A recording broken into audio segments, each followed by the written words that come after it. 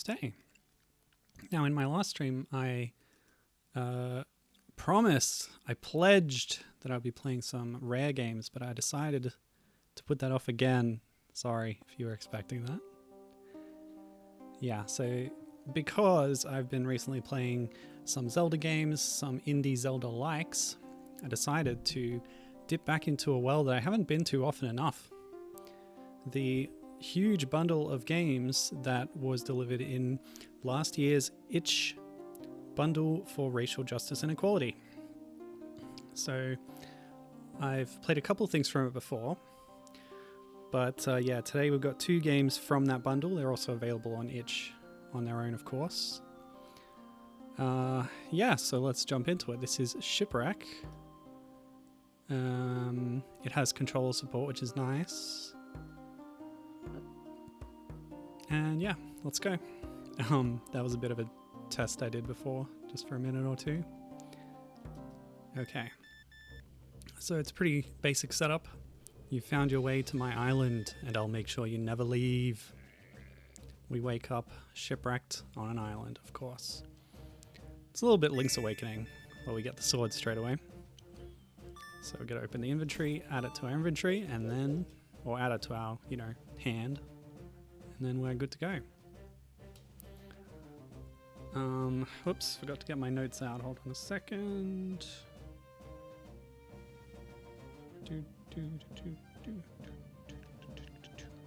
Okay. So this game's originally from 2014. It's available for PC, Mac, and Linux. You can get it for $3 on itch, US dollars that is. Or if you got the Black Lives Matter related bundle from last year, you'll have it in your library. The rain certainly makes everything darker, but now we're in this cave. Hopefully we can see the screen a bit better. So my first impressions were that I really like the art style. My character here, their animations are quite exaggerated, which is actually pretty nice. Just that walking side to side animation. It's very charming. Although they have a very small body and a very large head, but that's in line with game conventions of the time, sort of. You would see Link looking like this in something like Link's Awakening, which I think is a major touchstone here, considering the setting. Which way should I go? Well, that way leads to a dead end, so we'll go there first. An odd quirk of the art style, of course, is the fact that our protagonist seems to have no downward-facing sprite for their head, or their face. So they sort of look to the side. Or that's how I interpret that anyway. With their nose sticking out? Oh, actually, no, that's not it. That's their ear on the side, and their hair is covering one of their eyes. So they do have a facing downward look. I thought it was just a weird sprite quirk, but it actually, yeah, very intentional. The sprite is mirrored from side to side, so that hair flip does not get reflected on the side-facing character graphics. Yeah, so I'm not really sure how to refer to the protagonist, actually. Their character design seems to have some hints that are normally associated with femininity.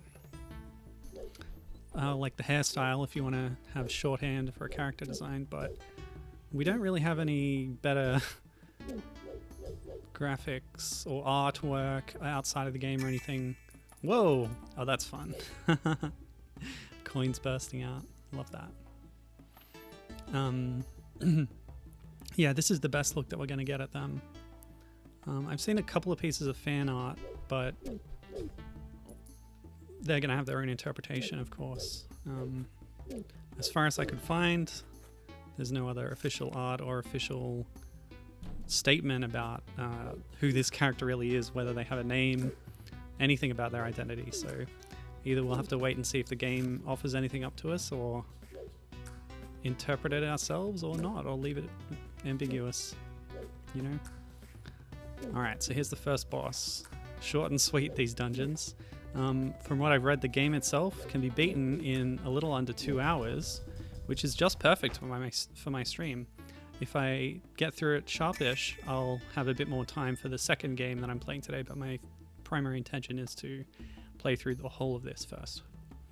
You got a shield. Use it to protect yourself from harm or stun enemies. That implies that it's equipable, and it is. Notice also that I've been picking up these apples. Health recovery is done manually. You get the item that you can then use. In fact, I'll probably do it now. Whoops. Yeah. Nice and snappy. I like that. The menu's very easy to navigate. So from what I've read, the plot doesn't progress, or you can't really progress anything in the map in the stormy phase of the game until you do directly what it tells you. What are you doing outside? You should take shelter from the storm at the inn just east of here. Stay safe, friend. Will do.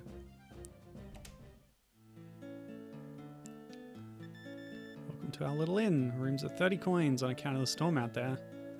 I'll do it. It's half my money. Highway robbery. That's alright. I'm not really sure what the economy is like on this island. I don't even know where I am. I should probably ask somebody. Hope you slept well. I haven't seen you around. Are you new to the island? Oh, your ship went down in the storm. Well, that's no good. No good at all. I know, you should visit the mayor. He lives in the northeast corner of town. Please come back anytime you need a place to rest. Have a nice day. Hello, Gibbon. Good to see you. Today I'm playing Zelda-like games, and this one is Shipwreck. Both of the games that I'm going to play today were in the itch bundle for racial justice and equality. And yeah, that's about it. He thinks he could fight that ghost by himself. What a joke! I'm sure I could take down that ghost, but nobody will let me at it. That's my shield, by the way. Much like Link's Awakening, it's an equipable item that you then have to activate. Now, where did the innkeeper say the mayor's house was? Maybe this is it. That looks mayoral. If you see my brother, don't take anything he says personally. He's become quite grumpy in his old age. Okay, so... Oh, time to ransack people's houses randomly. Awesome. Apples. I'm not sure what you're doing back here. This is my room. It's where I go to get away from people like you. Wow, he is grumpy. Guess that wasn't the mayor after all. And yeah, much like Link's Awakening, everything is flip screen. Yeah, that's going to be my touchstone a lot here, I think. Both because I recently played it, but also I think that is the main reference point for this game, considering the setting of being shipwrecked. By the way, Gibbon, this is called Shipwreck, 2014 release. You can go get it on itch. I think it's on, yeah, it's on Steam as well.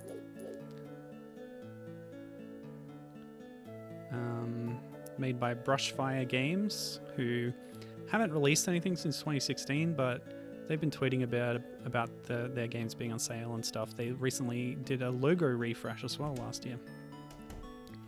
So they're still kind of active. I don't know what they're working on though. Buy a loaf of delicious bread. Yours for the low price of 50 coins. Might as well. Oh right, that's the bread that I'm standing in front of. I didn't realize that's how the shop interface worked. 20 coins? That's a ripoff. Well, I don't have a crossbow. I assume it'll come with arrows or bolts. Do I have a map? I guess not. And I do need to see the mayor. I turn my back for 2 seconds and Bartholomew runs off again. Have you seen any baby bears around? So this guy has a friend bear, apparently. How many times can we say shipwreck? Well, let's keep trying. The mayor said he doesn't want anyone leaving the town due to the ghost. You'll need to talk to him if you want to get past me. Head back into town and have a nice day. Still doesn't tell me where he is. What are you doing? You can't just go walking to people's houses like this. Get out! That's a nice little hanging a lampshade on that trope. Ooh, a secret assignation in the woods. What's all this? I just can't stand the ghost anymore. The storms are just too much to take sometimes. With all the madness happening with the ghost, we like to hide away in our little grove.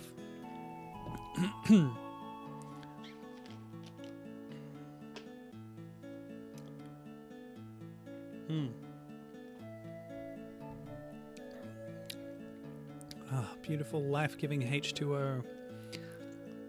So, Brushfire Games is a small company composed of two brothers, Nick and Joe Gravelin.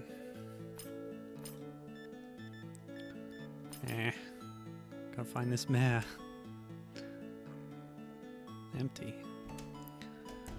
So, along with Nick and Joe, they were assisted on this game by Ty Legalo on art and Dan Waters on audio. Lots of people to meet. It's pretty peaceful in our little town, aside from that whole ghost thing. I haven't checked anything. Maybe I'll have a look around.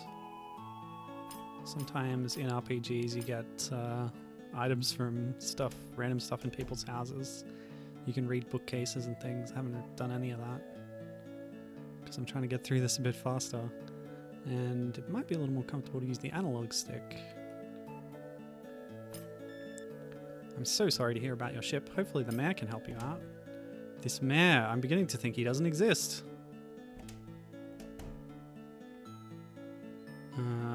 I'll just talk to the innkeeper again.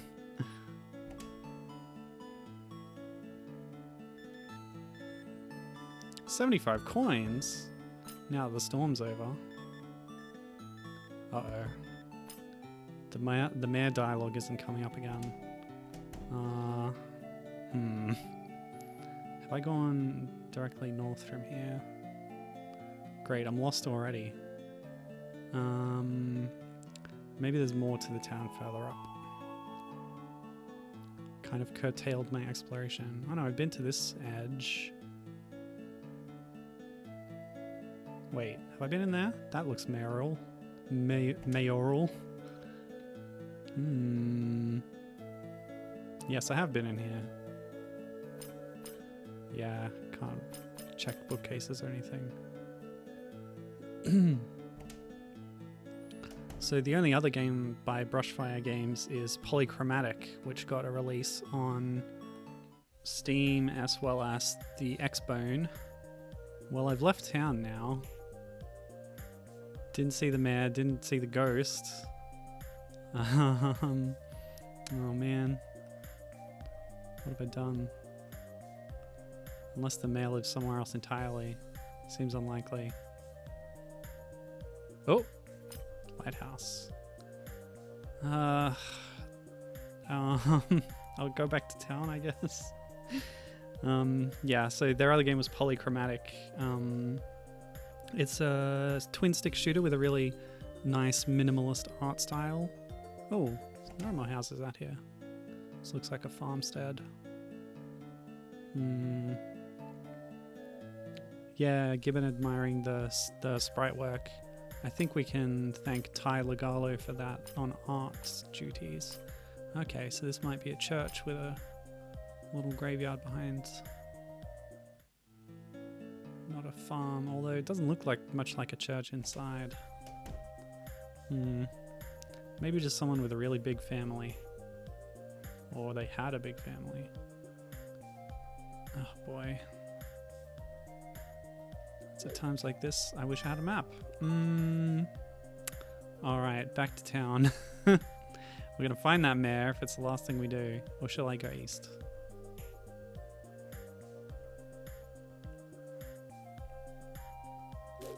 Aha! Cutting bushes, I should have known.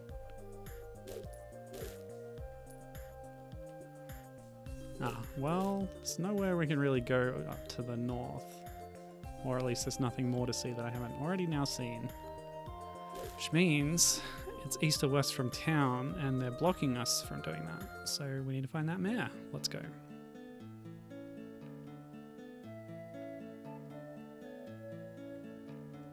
I'm just gonna check this house again. Unless the mayor is disguised as a chair. It's possible. I like how large the arc of your sword swing is. I'll tell you what I've played recently. So I played Link's Awakening. It's just empty. Both the Game Boy version, the Game Boy Color version actually, and the remake on Switch. Of course, I played Golvelius on stream at Gibbon's request. And what I've just finished playing is Anodyne and Reverie. Both very... Okay, here it is. It was just up that little path. So yeah, I'll tell you about those a bit more once I've got through this. Why, hello there, traveller. Did you stumble into town during last night's storm? We've been having these storms for a while now, and they are no doubt troubling. You see, a terrible ghost has made his home on our island. He seems to find delight in chaos. These storms also mean no ships coming or going. It's just not safe, as you're no doubt aware. We tried to run him off the island, but he's taken up residence in the lighthouse, and unfortunately, the lighthouse is locked by the power of the 4 magical seals of the island. But with all our attention on keeping the town in one piece, we haven't been able to recover the seals. Say, you look like a brave adventurer. Would you help us get rid of this ghost? If you do, we can make sure you get home safely. Help the mayor with the ghost? Maybe later. Oh, really? Well, that's too bad. Well, make yourself at home in our lovely town. Come back if you change your mind. Did you reconsider? Are you ready to help us get rid of the ghost? Yes. Just wanted to see what the dialogue would be. I knew you'd be up for the challenge. First, head east to the forest where you'll find a large tree that houses the Seal of Life. Once you have the Seal of Life, come back and talk to me. Okay, that's pretty simple. Head east, find a big tree. Actually, Reverie opens pretty similarly, to be honest. That's, I think 2018 is when Reverie was released. It's adorable. I described it as kind of Zelda, something like Link to the Past or Minish Cap. Yeah, of course. Thank you. Yeah, Link to the Past or Minish Cap crossed with Mother 3, which informs the art style, the tone, and the setting. Although the setting itself is very New Zealand, not inspired. It's literally New Zealand. There's flags everywhere. There's Kiwis. So yeah, Reverie is a very cute game. And not too long either. And Anodyne as well, not very long, but it's more like the first Zelda, Hyrule Fantasy, crossed with Yume Nikki, with a sort of horror imagery and a very bleak tone, but pretty simple controls, although some of the locations you go to aren't so simple to navigate. Yeah. Anodyne's cool too because it has fun ideas like your main weapon is a broom and you can move piles of dust around with it and use that to solve puzzles, and enemies react to it in different ways.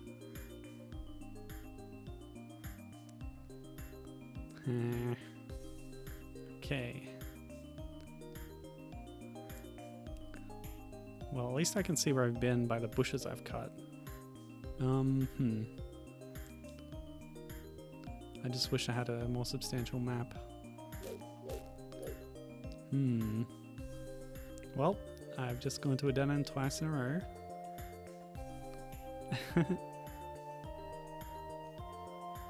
Very charming though. Are there just no enemies on the overworld? So I think I haven't been over here.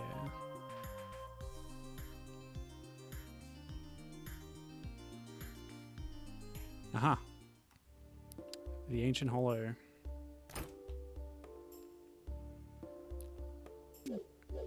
A snake?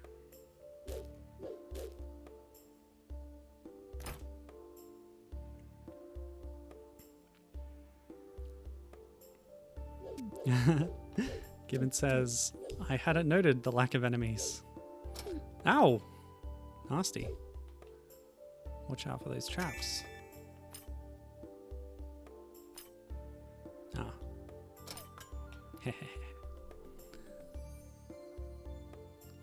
Is it a... Which Zelda games can you hold a shield and then, like, move with it in that direction? I think Link to the Past does that. Ow, I knew that was going to happen. Oh, well, I didn't know it would happen twice. I should have. Oh. Nope. Alright, this is tricky. Oh, I should eat some apples.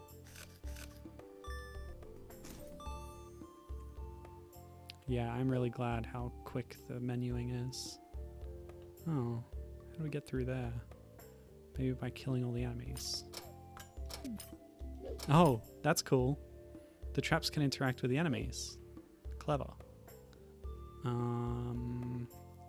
Let's go this way first. Ow. Well, how do I open that? Probably by shooting my crossbow into that switch on the wall, I would assume. Ah!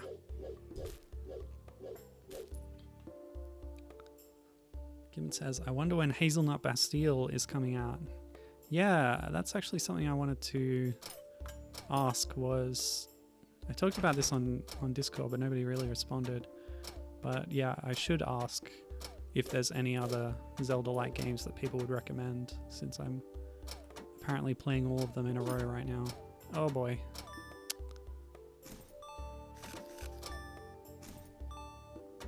Lucky we get plenty of apples.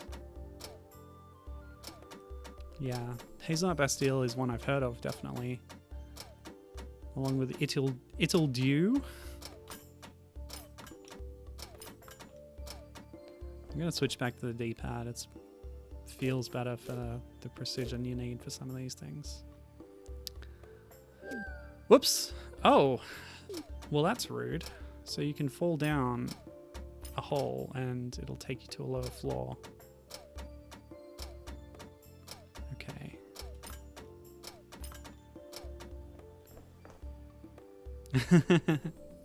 Gibbon recommends Origami. Oh, I know about Origami. I've played it already. And its sequel, Origami Den, which is probably a lot more similar to this style. Origami is like basically a 3D Zelda game. But if we're talking 2D Zelda games, well, Origami Den is more like the DS Zelda games, I guess. Okay, so how is this door gonna open exactly?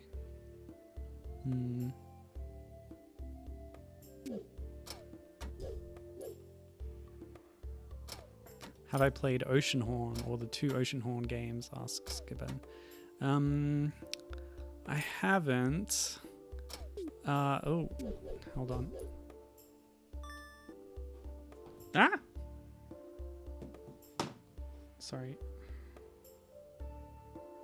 Oh, wow. So the creator of the second game I'm playing today has responded to my tweet. Oh, wow. How generous. I'll just read his tweet. Hopefully you grabbed the latest build of Wampus. I did. And if you enjoyed that at all, let me know if you want free ROMs of the other NES games of mine set in the same universe as Wampus. Well, I'll respond to that later. That's exciting. Oh, that's right. We do have a map in the dungeons, just not in the overworld. So, yeah, Gibbon's question... Yeah, it's exciting. I'll try as hard as I can to get to Wampus then. Maybe I'll even cut this short if it comes to it. Yeah, so Oceanhorn. Oh, hang on a sec. More apples, please. I think I tried a demo of the first one on my phone, perhaps, which wasn't the ideal way to play it. From memory, that's what happened. And I wasn't too wowed by it. It's fine.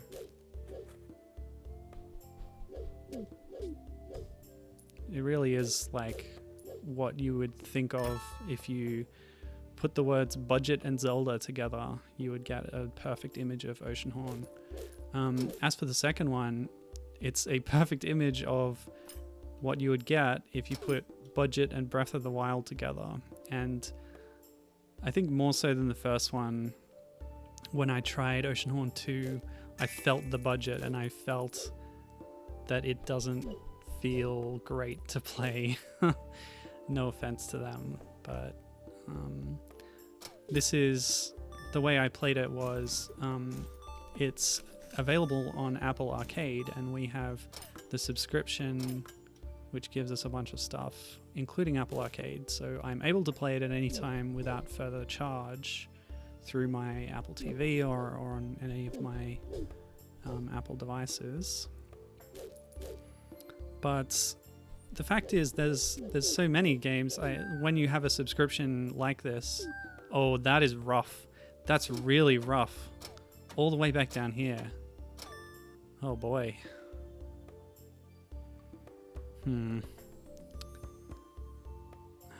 Okay.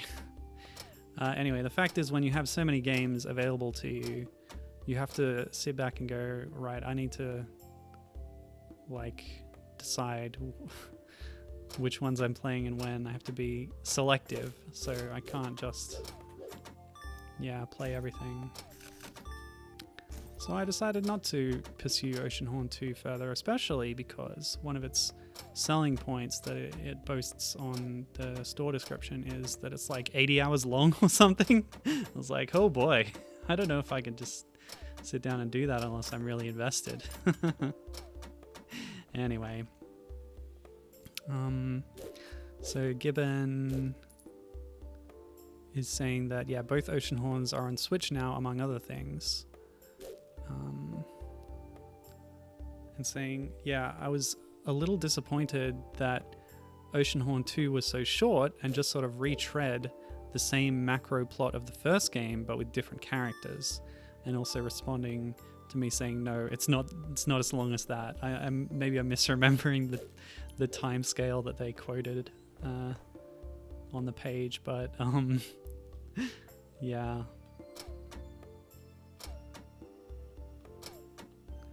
I could probably bust through those, but just being careful now.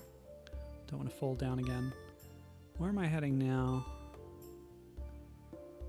I guess I'm going to come upon the boss. There it is, giant bird. Oh, careful. Luckily we have plenty of apples and stuff. That's a good thing. Health recovery during a boss fight. Oh, okay.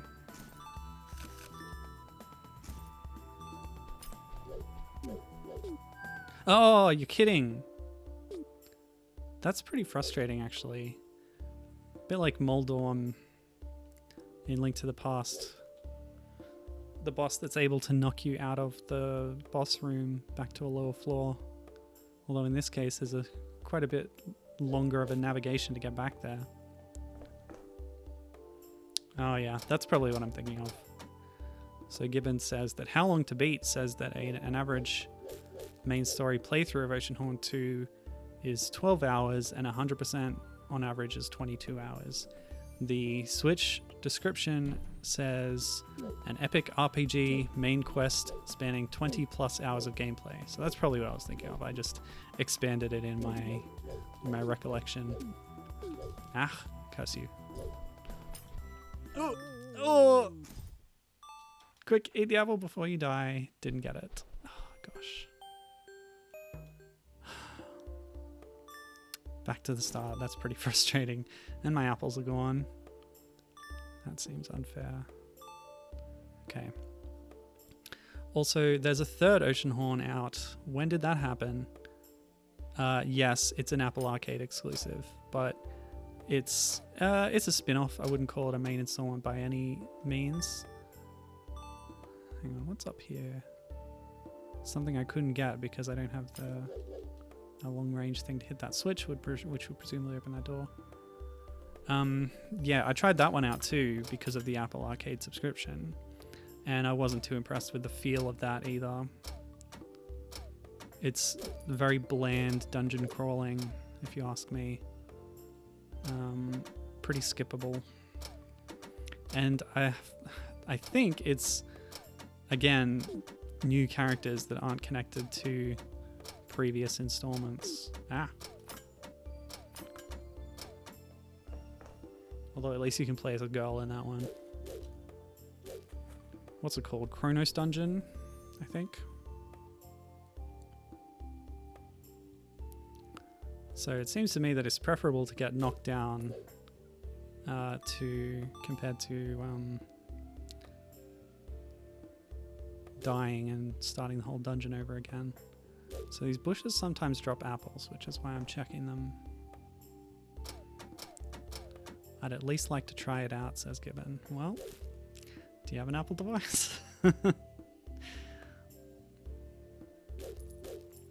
Yeah, a lot of people complain about Apple Arcade, but really it's no different to having exclusivity to any other platform, which you need to buy and buy into. So I don't really have a problem with it, especially because for a lot of the Apple Arcade exclusives, Apple helps fund the development of them, so they wouldn't exist otherwise, you know? Yes, I got given to admit that my defense was fair. Awesome. Come on. How many hits? No! It's okay, we're doing a lot better this time. Ah! Except for that. Ah, whoops. Okay. Now, what button do I press? Yes. Come on, how many? Yes! I just don't want to support Apple, lol, says Given. Well, that's fair. You got the Seal of Life. Awesome. But no extra heart or anything. And no item either, so I guess if I want that chest, I need to backtrack after I've gotten the crossbow. Wherever that is. Right.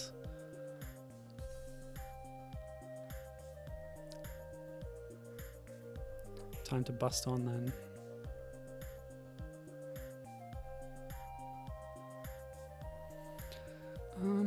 So does that cover it?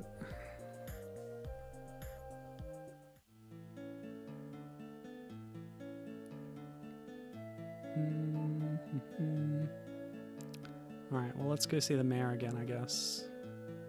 Which was over here, of course, top northeast corner, which I think the innkeeper might have said to me northeast. Yes, we have the Seal of Life. Now get the Seal of Earth from the crystal mine north of the forest. Visit the cabin just outside the entrance. Which entrance is that exactly? North of the forest. Cabin outside the entrance. Is this the cabin? Or maybe north of the town and then... Is that a cabin? The thing that I thought was a farm and then a church? Oh wait, I can go north here. Aha. Yeah, this looks like mine-ish area. Oh. I'm not going to be able to get in there.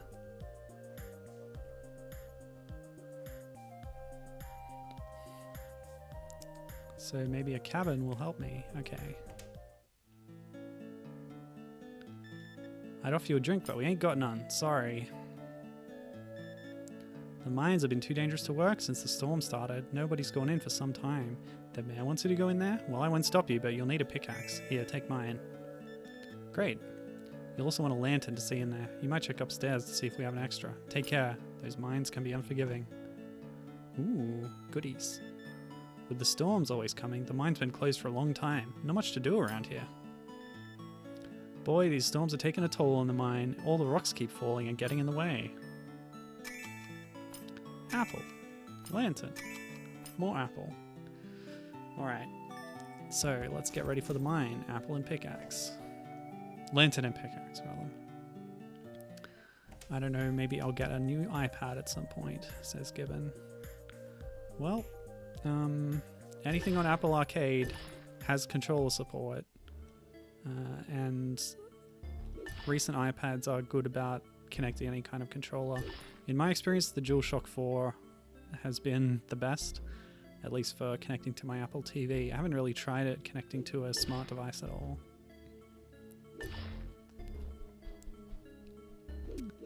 Okay, pickaxe still acts like a sword, which is nice. Doing double duty.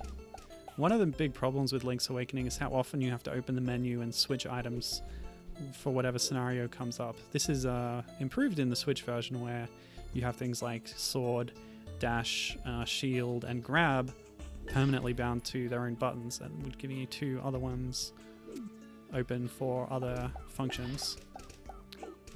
But especially in the original Game Boy versions, it's a lot of opening the menu. Okay, what do we got? Aki. Is Apple TV still a thing? Depends what you mean by that. Would I be able to get Apple Arcade from an Apple TV? Yeah, that's the only way I've ever used Apple Arcade. Okay, I have played a couple of things on my phone, but yeah, for the most part, many of the games are designed to be played with a controller, and thus playing them on my TV through the Apple TV is a really good way to play them. And the subscription gets you a ton of cool games too. They're not all exclusives. For example, one of my new favorites, Sayonara Wild Hearts, is on there, as well as being on different other digital storefronts.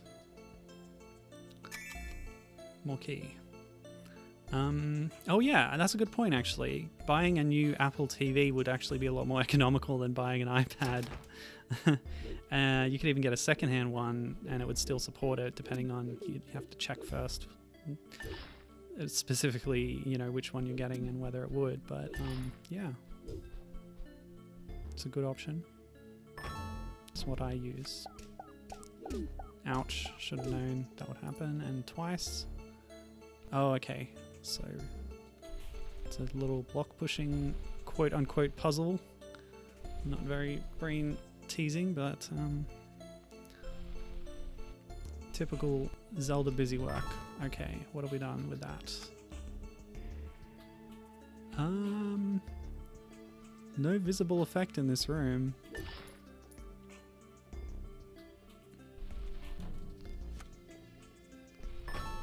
Yeah, no visible effect. Must have done something somewhere else, I guess. Oh, it opened this door over here, right. Got it.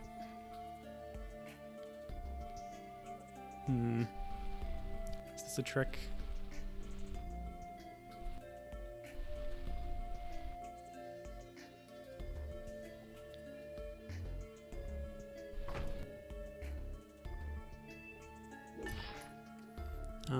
Yeah, I've played a lot of cool things on Apple Arcade. The Pathless is a really good one by the creators of Abzu, which, by the way, you can currently get for free on the PlayStation Network, thanks to their Play at Home initiative. Abzu, that is. And I recommend both Abzu and The Pathless. Okay.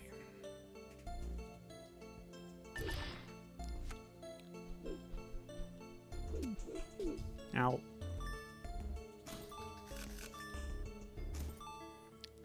I hope I get some new healths at some point. More healths, please.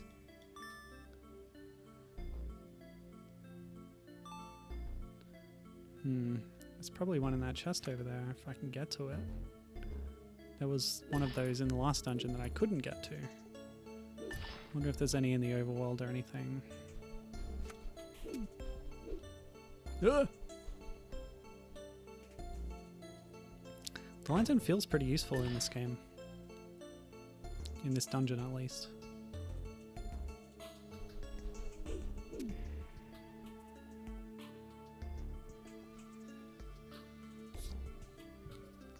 Oh.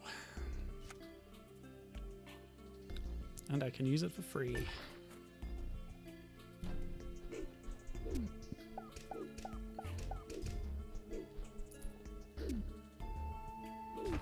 Ow. Cool. Now, a boulder dropped an apple. I don't know how that works exactly.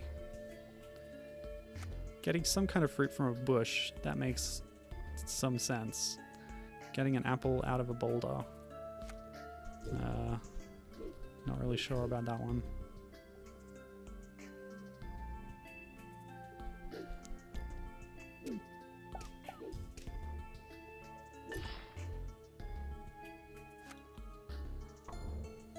Actually, yeah.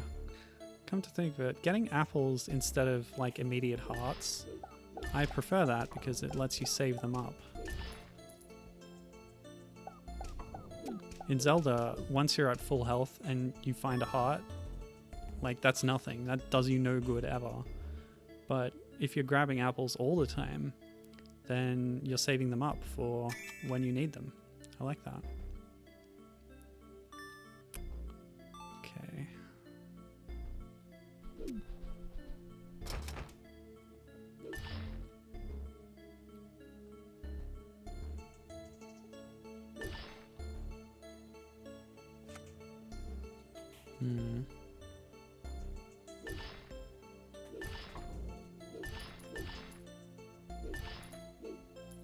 This is a little bit more puzzly, isn't it? Especially if the light's going to go out. And there's no lamp in this room.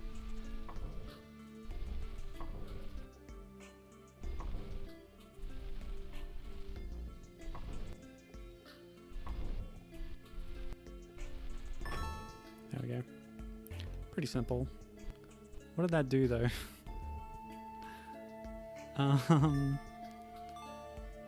And I don't have a key to get down there. So that must have opened this door. But I still need another key. Hopefully I can get one and then backtrack. Alright, yes, so...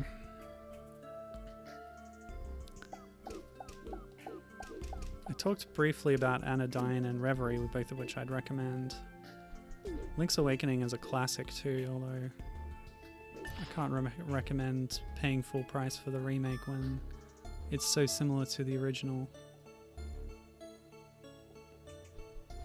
I was pretty let down by how slavishly faithful the remake was, but it's still a good game. It's probably the best way to play it.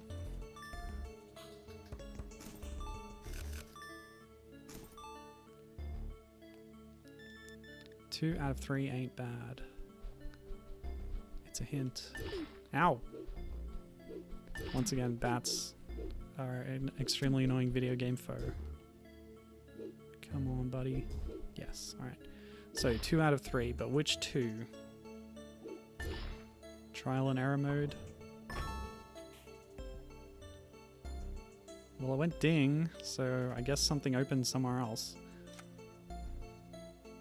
These multi-room puzzles can be a bit confounding, can't they? Ah? Ow! Yeah. Guess I'll go left. Oh.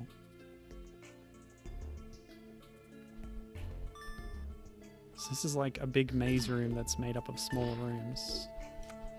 There we go. Aha! Okay, I'll want to backtrack and get that heart. After I go and find that. What's in that other room? Hopefully my pickaxe can get through the wall.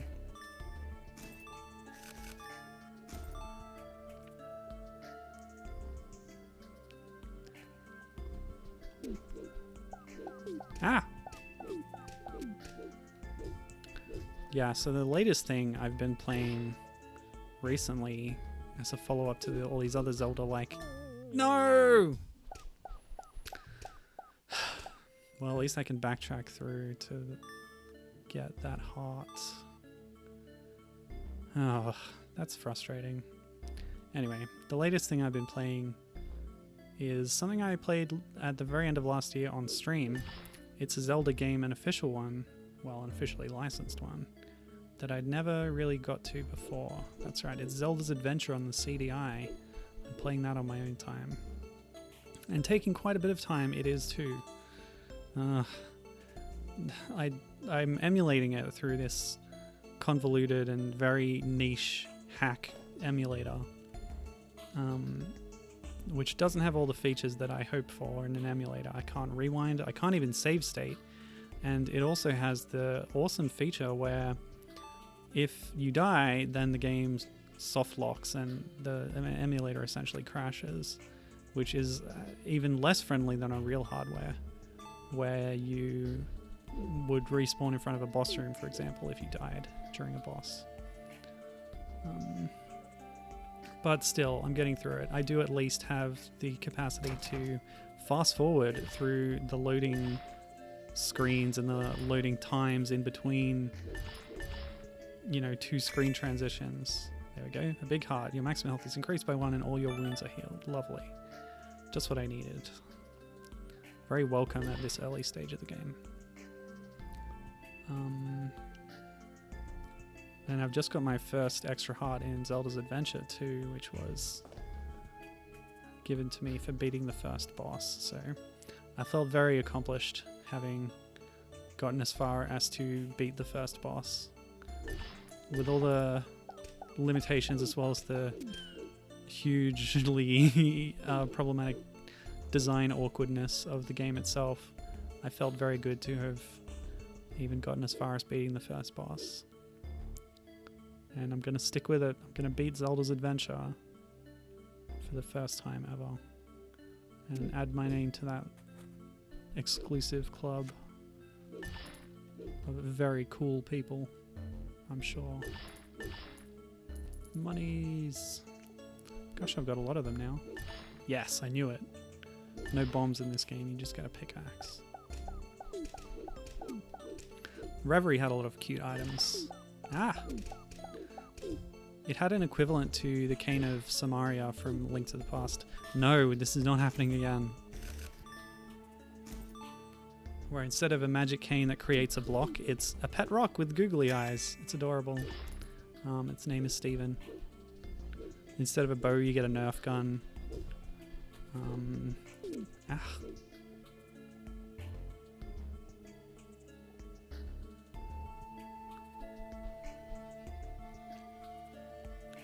Instead of like a boomerang, you get a yo-yo. So it's a very cute thing.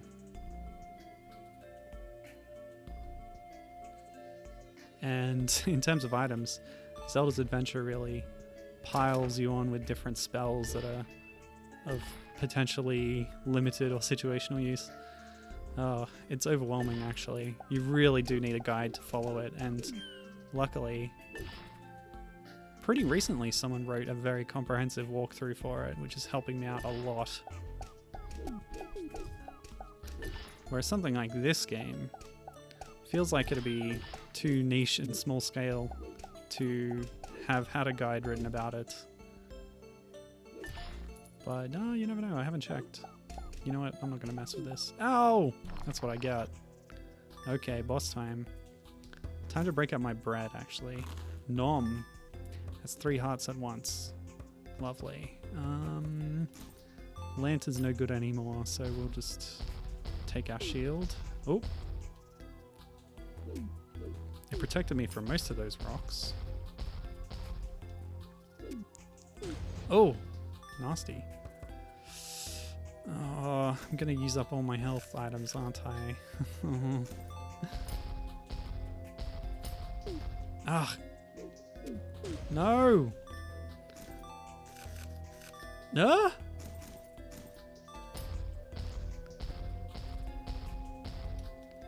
Oh boy. No! Okay, just be more careful. And keep pace. No? Okay, good. Yep, this is going well. Okay. Got a rhythm now. And there might even be more recovery in those boulders. Ah! My spacing was not so good. Ah! I get hit by some of those rocks. It's just something about the positioning. The arc of them.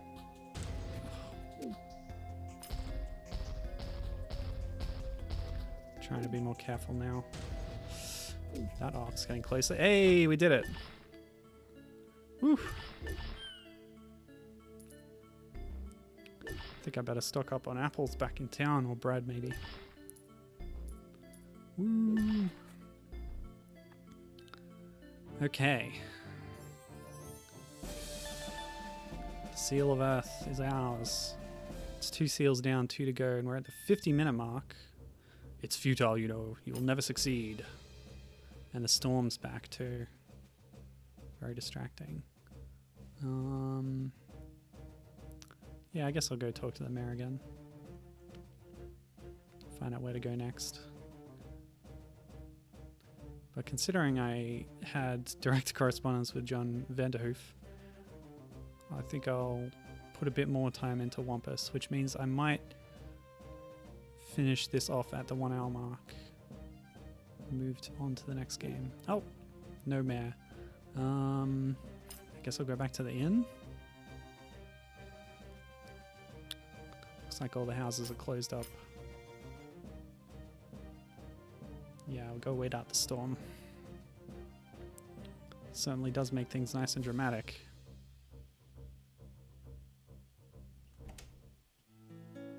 Even if it kind of railroads you into what to do next, but that's okay. So when there's a storm on, it's only 30 coins.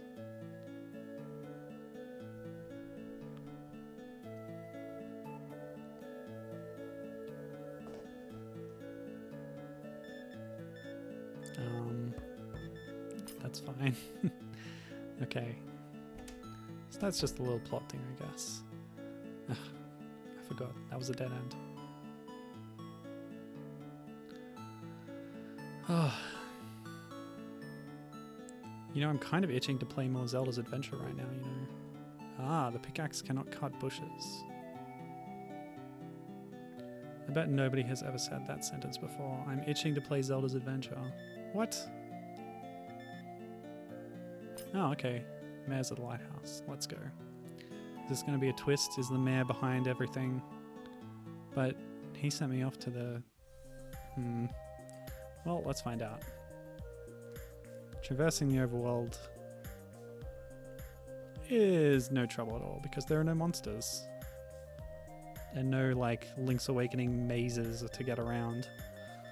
So it's just a straight shot up to the lighthouse. Hello, traveler. Sometimes I come up here to escape my thoughts. Wait, escape my thoughts or escape to my thoughts? I missed that. This island used to be so peaceful and relaxing. Now we just count the minutes until the next storm. Hopefully it'll all be over soon, thanks to you. Now back to business. You've got the first 2 seals, which is just splendid. The last 2 seals are the Seal of Water and Seal of Time. However, you'll need to acquire a crossbow. Acquire should be spelled with a C. To help you with the obstacles that lie ahead. To the east of town, between the forest and the mines, lives a hunter and his wife. You should visit them and get a crossbow. Okay, did I need to come all the way up here for you to tell me that? I guess. I guess it's good to show you the lighthouse before you have to eventually go there, but I'd already done that myself by exploring unnecessarily. But he's also just pointing me back to, an area I've been to before. So more backtracking. Which is really just busy work when there's nothing to do in the overworld except a bit of navigation. So between the forest and the caves. It's not that same cabin I was at before, was it? Maybe. Like the same one I already went to. Hunter and his wife. There's 4 people living here. I guess it's not these people. These are miners. Yeah. So I'm looking for someone else between the forest and the mines. Which I swear I've just covered that area.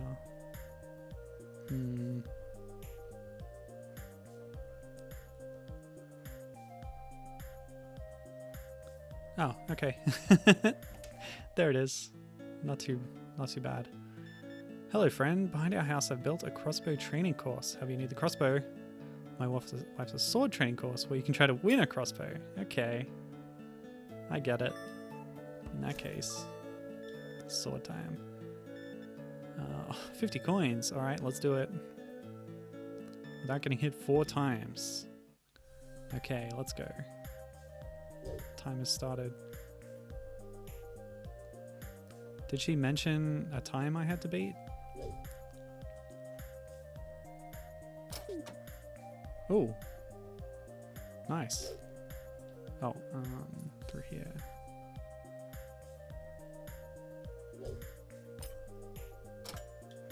Yes, always bring your shield. Oops. Did I get hit? Ow! Oh, okay. I think those hits I took even with the shield counted against me. Is that right?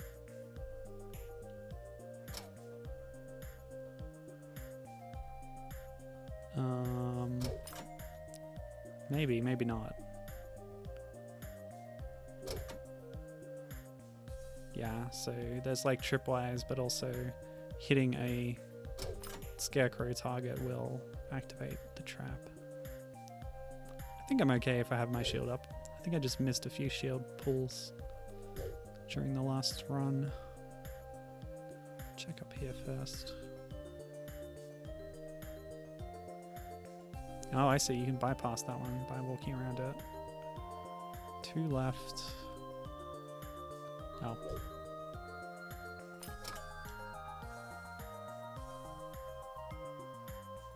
Okay. Done. Congratulations. I won the crossbow. Yeah, I'm good. Right. Wonderful prize. I must try. I see. So it's just like an exploration course. Ah, hold on.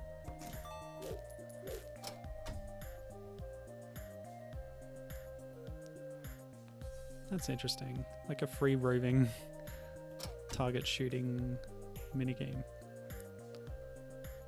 Bit like Link's crossbow training.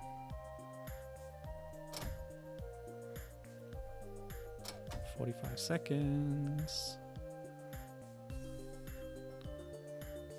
Oh boy. Where's the last one? Oh.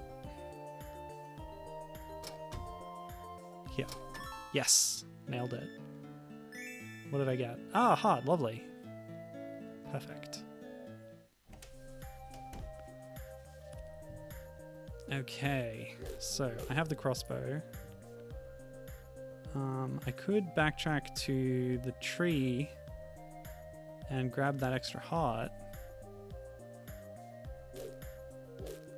Or I could talk to the mayor again and get directions on where to go next.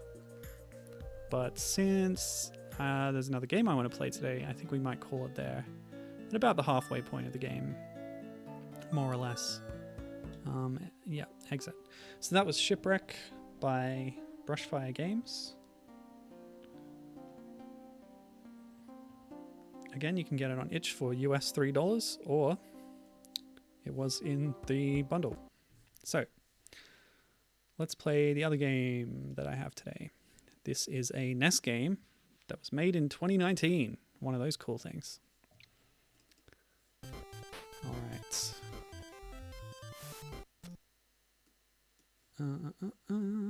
So, a few things about this up top. It can be played on real hardware. Or, John Vanderhoef recommends that if you play it, you use the FCEUX emulator because of the mapper used to make it. NESMaker's mapper 30, is better supported under FCEUX.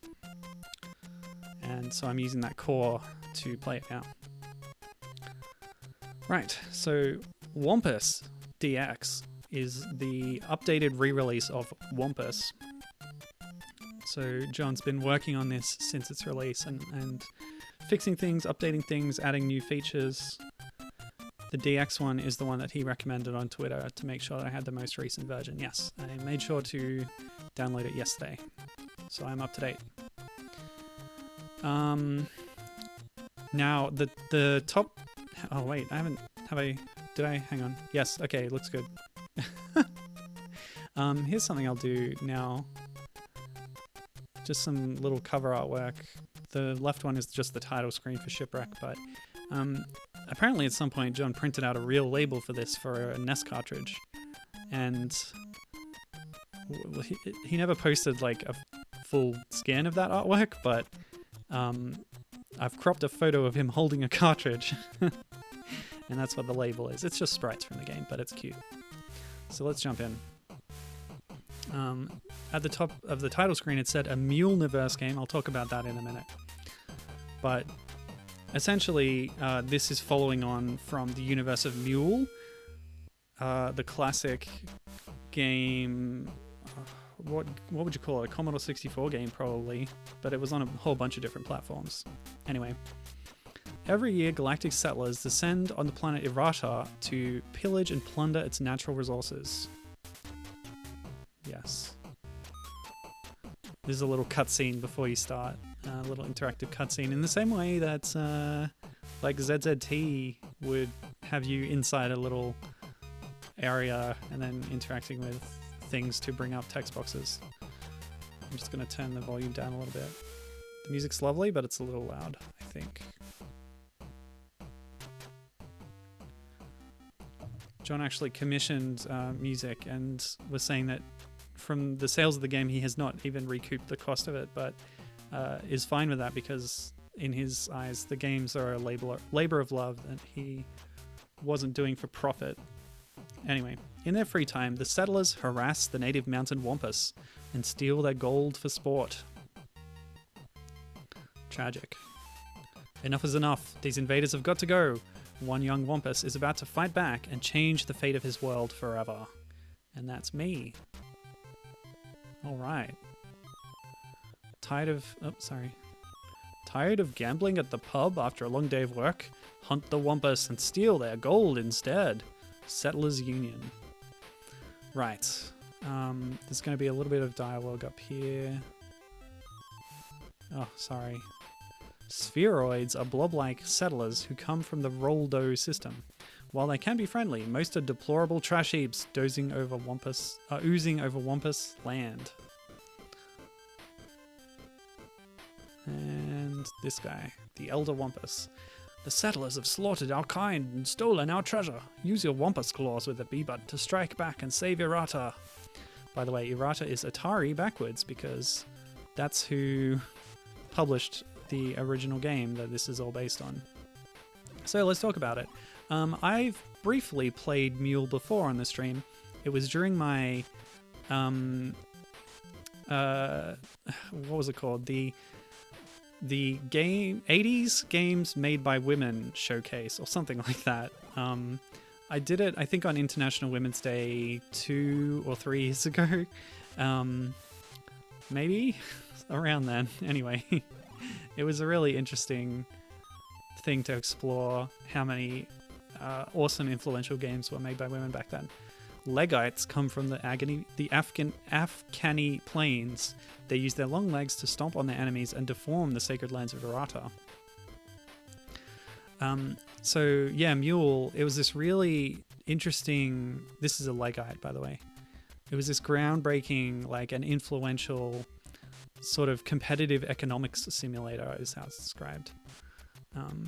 I could not wrap my head around it in the brief time that I gave it during the stream, unfortunately, because it's quite complex, but it's quite an achievement, and yeah, like I said, very influential. One of the many things it inspired was, apparently, Shigeru Miyamoto claimed that it served as partial inspiration for Pikmin. I don't know how, I don't know where he got that from, but whatever. Flapper Electric Plant, no trespassing. Flappers are from the Boyard Drop Galaxy. They are large, in charge, travel in packs, and are full of feathery greed. They guard their nest egg fiercely. Let's go.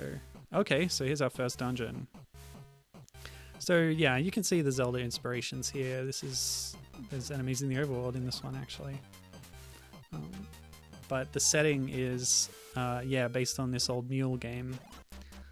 Oh, by the way, M.U.L.E was very much the brainchild of Danielle Bunten Berry, who is a well-respected game developer from back then. Up ahead is a mule. They are relatively harmless beasts of mechanized burden, but they must be destroyed to render each production site useless to the settlers. Oh man, gotta make sacrifices, I guess. Yeah.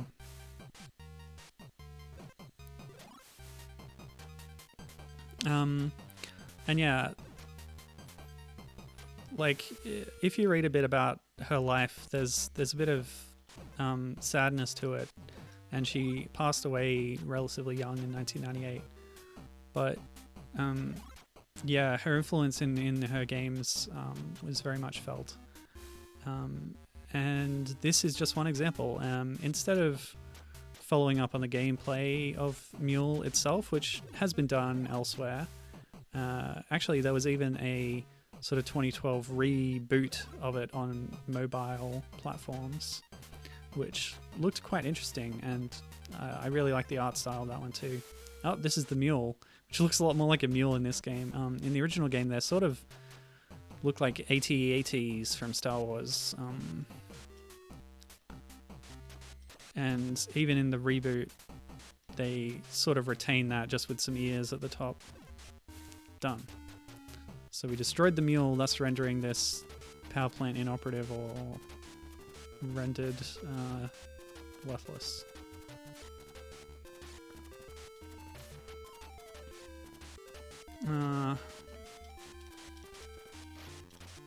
Come on. Yes. Okay. Done. You have... Oh. I have my rewinds. You have collected your first Wampus treasure box. Use your coins with the A button to destroy the invaders. Huh?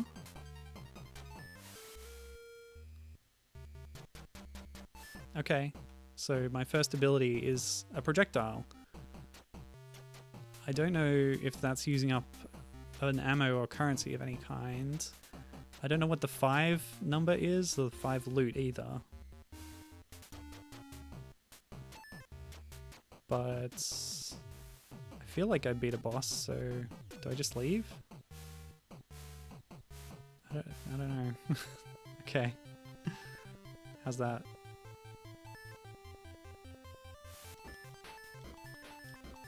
I don't know. Okay, good. So using that, I can break those barriers and get through. Oh, these are... There's no sign to tell me, but these are lizard bats or something. They star in one of John Vanderhoef's other games. So yeah, let's talk about that. I was saying that M.U.L.E inspired a lot of things. A more recent example of things that inspired is John Vanderhoef's series of 4 games that expand on the world of M.U.L.E. By Bunten.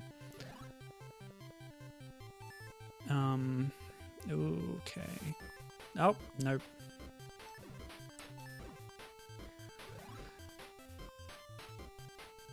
What's this now? Swarm of flies.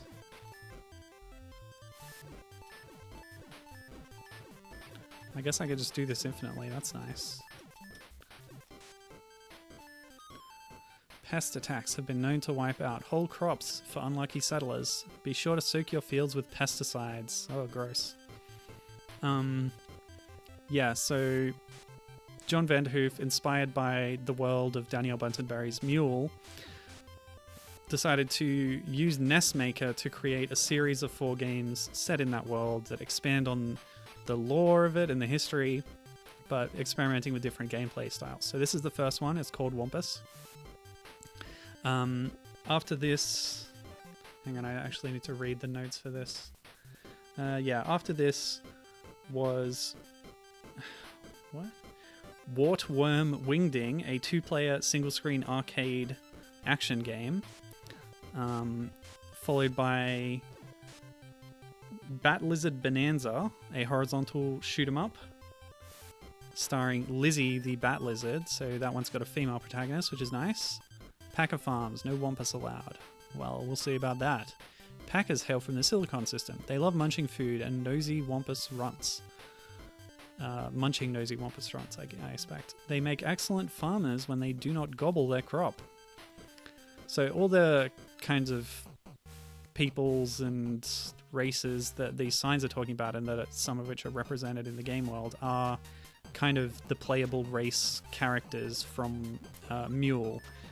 Essentially, the premise of M.U.L.E. is that... Hang on, I'll just finish this first. So, yeah, the third game was Bat Lizard Bonanza. The fourth game that John Vanderhoef made was Legite Luta Livre. Yeah, I hope I pronounced that right, but it's starring one of the Legites, which is the first kind of mini-boss creature that I encountered, the long-legged things. And this is a belt-scrolling beat-em-up. And the protagonist of that one is also female, but that one's set 100 years after these other three that he made. So the story of those first three games, including Wampus here, is, yeah, following on from that original game. So to go back to that point, so these ones are invincible, I just have to avoid them. Yeah, the premise of the original game is that there's a bunch of different colonizing species or races who are competing to take hold of as much of the planet of Errata as they can, to grab it and develop it and outcompete the other colonizers. And like, so that's the theme of that. But so what's going on here? How do we get through that? Maybe I'll try killing all of the blobs. Yes, that was the answer. But yeah, these four games are a response to that theme of colonization, and they're all played from the perspective of one of the native races of this planet, in this case the Wampus, who in the original game is just like a monster that you hunt and steal their gold, right? And that was sort of implied by that sign earlier. But this one puts you in the shoes of that Wampus and fighting back against the colonial oppressors. So it's about environmentalism, conservationism, decolonialism, or anti-colonial kind of sentiment. These are all kinds of things that are talked about in the description for this game and the other ones, in blog posts about the development of them. John talks about how that's, you know, the intentional theme, sort of in dialogue with the setting of the original game, which is a really interesting way to go about it, to shift the perspective and to promote these, you know, pro-indigenous kind of viewpoints, because you can easily take these themes and the setting and apply them to the real world and stuff that has gone on in our own history of the human race. So, yeah, pretty cool stuff. Alright, boss time. This is one of those robot fellas, I guess. Silicones or whatever? Siliconoids? I forgot. Okay, so only the claw does damage and only at certain times, or...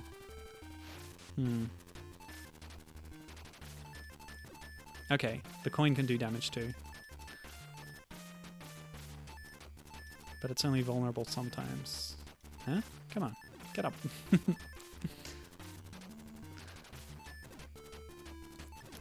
Yes, okay, so...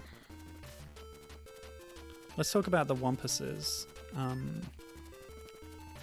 Like we said, that one of those very first signs that we saw kind of explains their role in the original game. They were this wild creature and a source of potential income for you if you could hunt and exploit them. But this is all based on an earlier work. So Hunt the Wampus, where Wampus is spelled W-U-M-P-U-S as opposed to W-A-M-P-U-S, was a 1973 text adventure game. And I guess Bunten just sort of reused the name and the concept, inserting it into M.U.L.E. as like a little homage or something. You have collected your second Wampus treasure box. This ability was added to the DX version, was not in the original release. You've unlocked the Wampus Borrow ability. Hold B and press A to borrow and avoid damage. Okay, hold B, press A. Let's try it. So that just ducks you down into the ground slightly. Given saying, oh, I've played Hunt the Wampus. Well, there you go.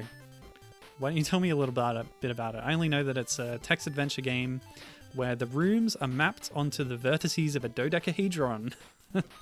That's as far as I got with reading about it. Warning, Black Elf ahead. Though known for larceny, Black Elves will often strong-arm their victims to get what they want. I'll keep that in mind. Oop. Oh, nasty. It's hiding from me sometimes. Oh.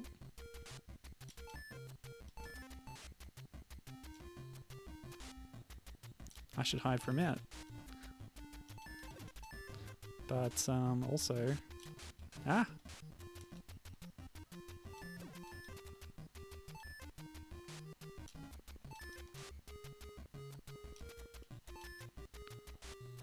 Ow! Oh, this is getting ropey.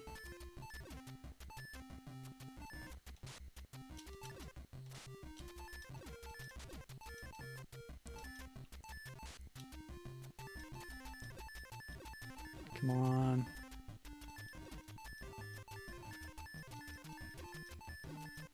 Okay. Okay.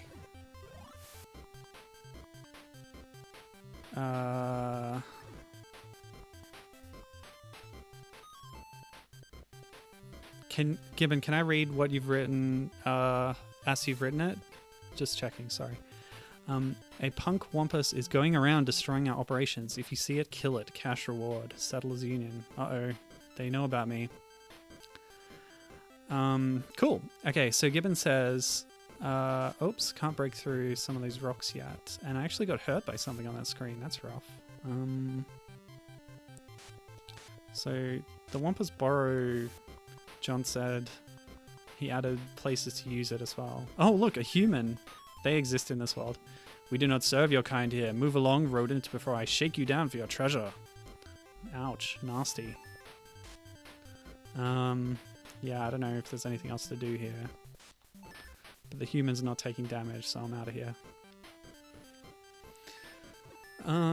Yeah, okay, so Gibbon says, yeah, Hunt the Wampus. I played it as a wee gal. I didn't understand what was going on at all. One of the games my folks had for their old computers I grew up on before we got a console more powerful than an Atari. Yeah, it must have been pretty old by the time you got to it. Hello, friend. I have nothing against Wampus, friend, but I do have something against folks who come in here without a mule to outfit. Get lost, coin chucker. Oh, gee, sorry. So this is a mule repair station. Those other guys giving you grief, Wampus? I'm no bigot. I only care about the almighty space dollar. Need some energy? Pay up. Yes, please. I have loot. I need health.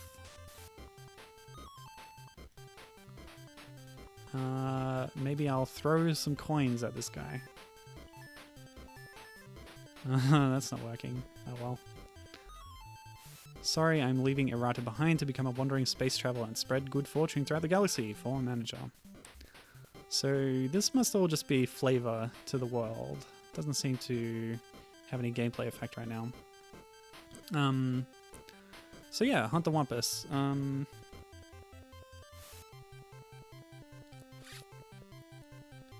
My only other note about it at this point is that the Wampus was also used in Magic the Gathering. It appears a few times on 3 different cards as a 6/6 beast. So that's how big they are viewed as in that context. They look kind of like an elephant with no trunk or something. I don't know. They're a bit strange. Town notice. Space Gypsy in-laws are hereby banned from town. We're still cleaning up after last time. Okay. I'm not really sure about that. Oops. Hang on, what does happen at a game over? I'll just remind everyone that Gypsy is technically an ethnic slur, so try not to use it. Oh, I read about this. That if you die in a certain spot, then you go to a non-space because there's a bug. I thought they said they fixed that though. Oh well, I'll just rewind to before that happened. No problem. Just kill the fire.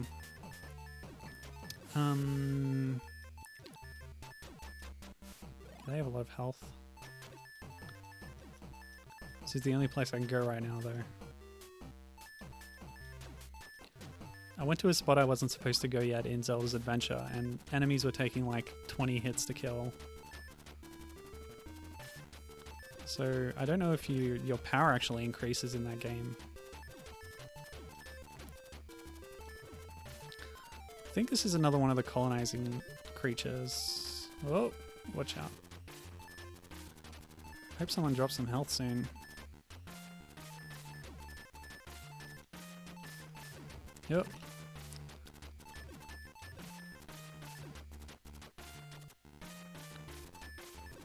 Yeah, I got kind of Gru vibes from, you know, from Zork, from reading a little bit about Hunt the Wampus.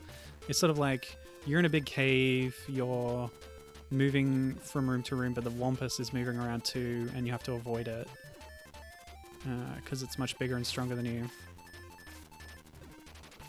Although this Wampus doesn't look so intimidating.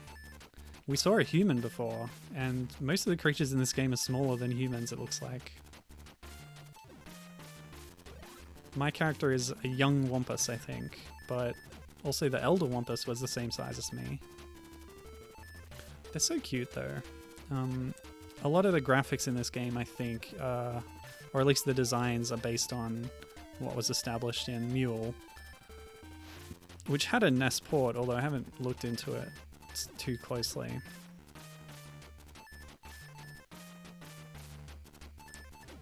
There we go. A health pickup at last. Hello. Whoa, whoa, I'm just here to assay some land. I did not even like that Golema you just iced. Well, they spelled woe correctly. Alright. My AI prevents me from ever winning this colonialist simulation we find ourselves in. I'm not sure if that makes me a winner or a loser. Your mules succumb to space madness? How about a drink to cheer you up? We have a special on death shots right now. Jagged glass in your lip comes for free. Wow. A Wampus in the pub? Now I've seen everything. Fallen Settlers of Errata. Wes Ayres, John Big House Bayer, Brian Fass, Ryan Dan Galloway, John Hill, Matthew Warren Lee, Drew Gennison, Sheila, Eric Taggart, John Vanderhoef, the creator of the game. I wonder what that list is. I did see a reference in one of John Vanderhoef's posts to a Kickstarter, so maybe those are Kickstarter backers or something. I hear rumors there is a Mega Mectron that runs the Christite mines northwest of here. If only I were so lucky. Everyone is so covetous. There is a dickskin jacket in the Lost and Found, possibly of wartworm origin. I cannot imagine why nobody has claimed it yet. Moving swiftly on. You want to play a game of Kineto? It just involves a cup, some dice, and a few drinks. But people say it is the end of all things. The only things sell around here are booze and mules. And at least the booze does not go up in flames with the rest of the store. By the way, how do you like my lucite bird here? A rare commodity on Errata. It's nice. Cool. Well, people are giving me the time of day here. I'm not experiencing as much racism as I was in other places. But the Settlers Union is still after me because I'm fighting back against their operations. And fair enough too. The Wampus generally are treated very poorly on this planet.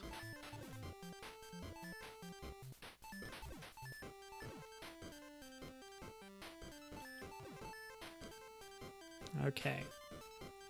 Oh, by the way, so I mentioned that there's 4 NES games made in recent years by John Vanderhoef that all expand on this world and are in different gameplay styles. The 4 of them can be bought at the moment in a bundle. 50% off.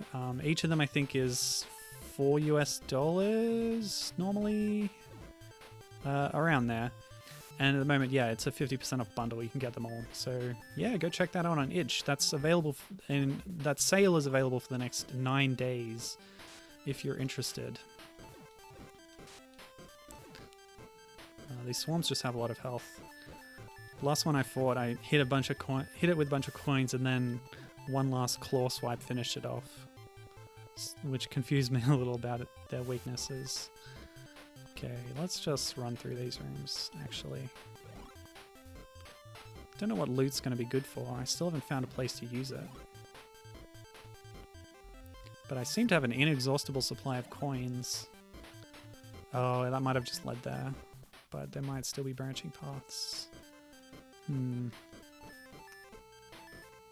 Is this a dungeon? Doesn't feel like one. Hey, back to full health at last. Oh. Eh.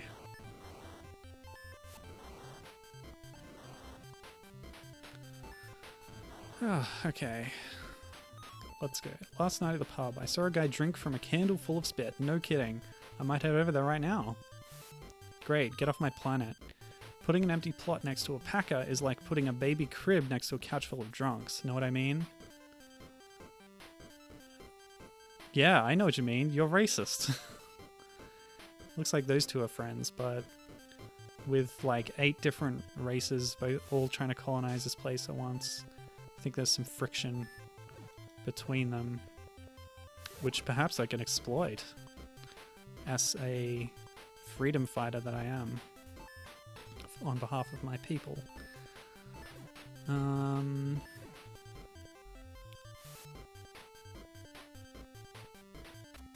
Oh, what's this? Some kind of moose rat. It's gigantic. Luckily it's not coming this far down the screen, so I think I can just... Whoop! I can just take pot shots at it. Hey, done.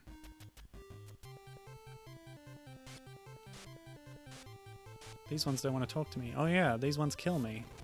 Reverse time, please. Bonzoid Smith or mine. Contrary to popular belief, the gases emitted from the bonzoid method of fracking are not poisonous. Fake Wampus news. I don't believe you. Bonzoids are ape-like goons from the Armpool galaxy. They love climbing and are especially guilty of occupying Mountain Wampus land. Ah, my special enemies then. So the overworld seems pretty linear here, leading us to the next dungeon, which then spits us out of the next overworld section. Not that I mind this, of course. Wandering around aimlessly is not my favorite thing, so it's pretty nice. And yeah, notice how each of these dungeons has its own theme to it. Even the locked door over there is a minecart tile with a keyhole in it. Yeah, very cute stuff. And again, a reminder, this is made entirely to be playable on the NES, but it was done last year. Very cool stuff. I love that kind of thing. There's several games in the itch bundle that are, you know, for Game Boy, for Mega Drive. People doing these sort of homebrew projects in latter days for older consoles. It's very cool stuff. I don't need to mess with those worms. Okay. Bit of a maze here.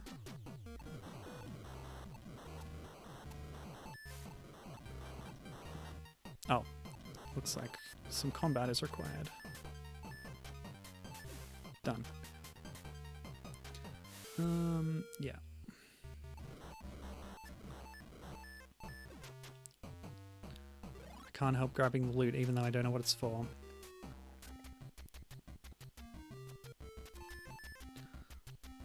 Oh, and let me see, when was Trans Day visibility? Less than a month ago, so let's say it's still applicable. Danielle Bunten Berry, the original creator of M.U.L.E. Worth celebrating as an early example of a trans developer in the video game world. Some chambers in the Smith ore mine are pitch black. Finding a way around may be difficult, but grabbing a candle should light the way.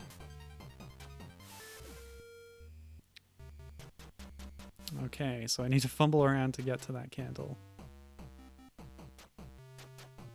Oh, nope.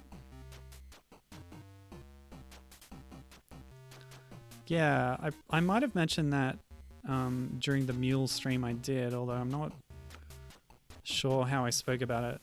Like, being sensitive about trans issues is something that I've been working on over the last, period of years, because a lot of us start from a place of ignorance but want to be good friends and allies. So I hope I've improved on that.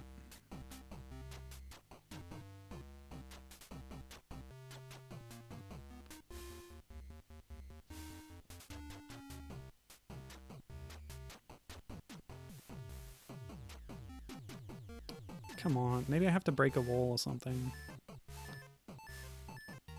Oh, there we go. No, yes! Oh, lovely. Gibbon says, this room seems quote-unquote fun. Alright, so I opened 2 paths now. Hey? Well, that changed. I don't know why. Ah! Robots! And another M.U.L E, which should mark the end of this dungeon, or close to.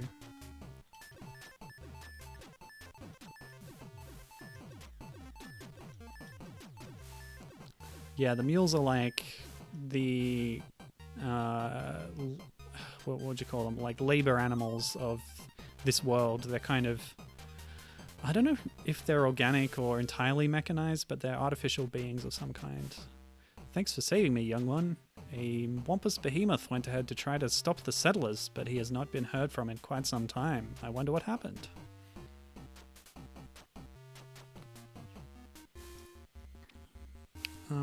Okay, time for combat. Since I got the coin launcher, I haven't really used the claw much. Haven't found much need for it. It might do more damage, but since my coin ammunition is unlimited, it's certainly a lot safer to use that in most occasions. And enemies like that only take 1 coin to take out. Okay. What?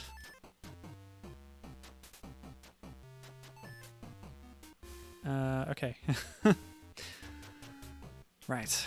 So, what else is there to talk about? I don't know. Oh no, separate candles? Like, we're in for some more quote-unquote fun, people.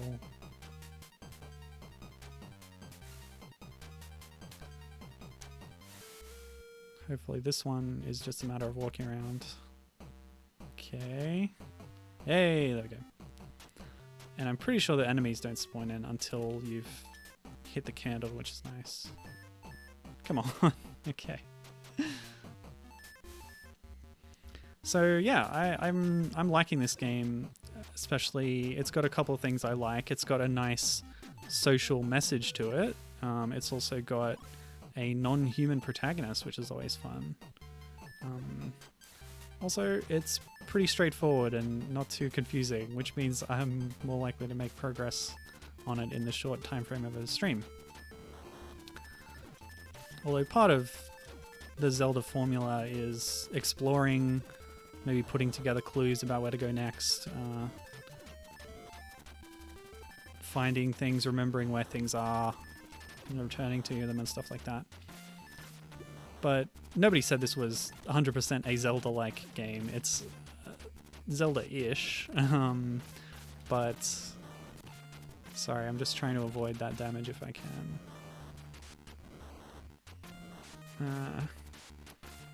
In its sort of gameplay and stuff, and viewpoint and things like that.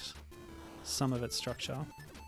But not everything has to be a 100% one-to-one recreation. Shipwreck seemed to be more faithfully following the formula. But it's totally valid and fun to iterate on it and remix things from your inspirations. You've collected the third Wampus treasure box. You've unlocked the Wampus rock bomb ability. Hold A and press B to drop a bomb. Okay, that's new. Bomb. Oh, I was wrong. This is a Zelda game. We have bombs. Did you know M.U.L.E stands for multiple use labor element? Nonetheless, many settlers find the lumbering rust buckets utterly useless. Interesting. I wonder if calling it a labor element is just a way to I was going to say dehumanize. It's not human, but... Anyway, Wampus rock bombs can be used to clear some boulders from your path. They also make settlers go boom. Interesting. Wait, what? Oh, okay, there we go. It's a little bit finicky about placement, I guess. Ow. Let's try and drop a bomb on this. It might do a lot of damage. Although, if the hitbox is so small... There we go. That was one hit. Gibbon says, I have a video of M.U.L.E up and I have zero idea what's going on. Yeah, welcome to my world. I remember trying to play it on that stream and... Yep. It's very complex. I'm sure reading the manual would help. Maybe having someone sit down and explain it to you. But not me, because I have no idea how it works.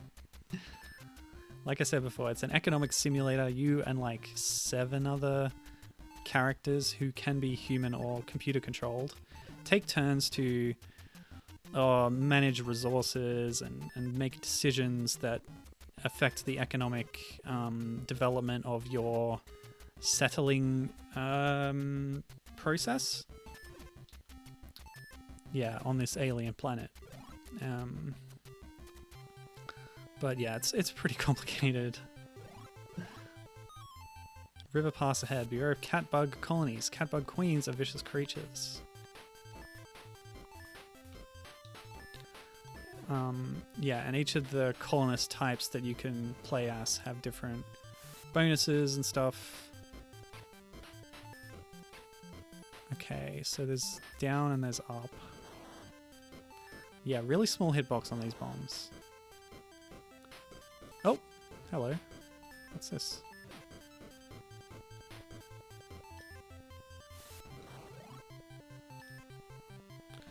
Somebody to talk to. Thanks for killing that guy. We were sharing that tent, but he farted so much in his sleeping bag that I had to drag it out here to ventilate. Okay. Great. It stinks, and to a sensitive Wampus nose, it stinks even worse.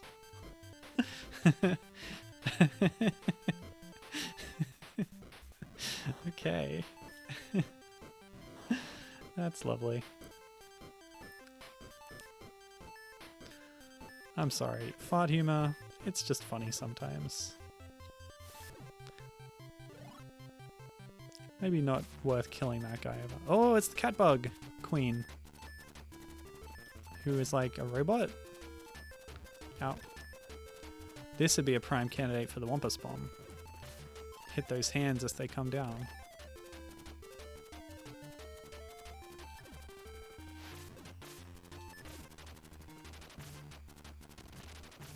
Ow. Just trying to avoid damage if I can. I'm sure the bombs should do more damage. But I could also just sit here and claw them as they go past.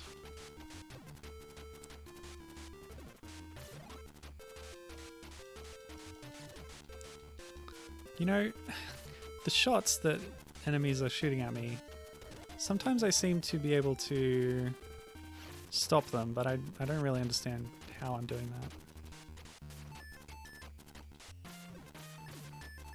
Okay, coins and bombs do the trick here.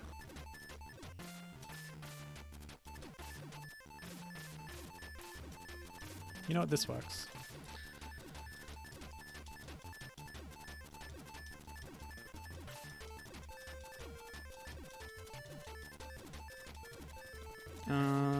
Let me see. Alright, done.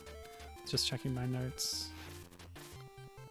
I can tell you a little something more about John Vanderhoef. He's a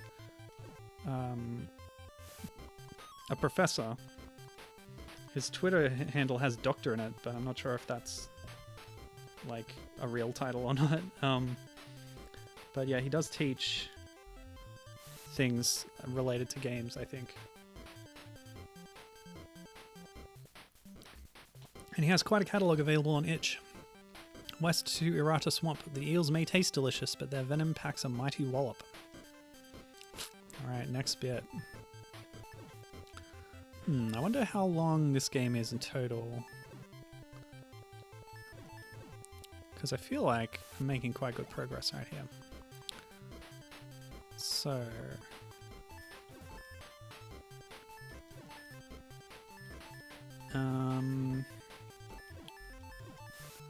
oh yeah, I thought this was pretty interesting. The description of this on its itch page describes it as an overhead... hold on. An overhead arcade narrative adventure game, which I think describes it pretty well. It is overhead, it's arcadey, but it also has a narrative, and it's an adventure. It's a lot of things. Turns out that sometimes genre definitions can be too narrow for what something is. This game contains multitudes. Ow. And yeah, again, the music in this game was all done by... oh, I didn't write down their name, but they're credited on the itch page. It's cool. It's all cool stuff, and John Vanderhoef commissioned it from them. Care to test your luck on the two-legged Kazinga races? Head on in. Now taking bets. Yeah, it's very cheery little chiptunes. Oops. Yeah, Burrow. I haven't used that in a while. Haven't needed it, really. Have you heard of four-legged Kazinga races? I know it sounds crazy, but then again, this is errata. Perhaps not surprisingly, from the neck-eyed galaxy, Golemers are long-necked weirdos that covet land above all else. They are fast, cunning, and unpredictable little scourges. Oh, rough. I bet all my plots against the next Kazinga race. Sometimes even Mechtrons can be irrational.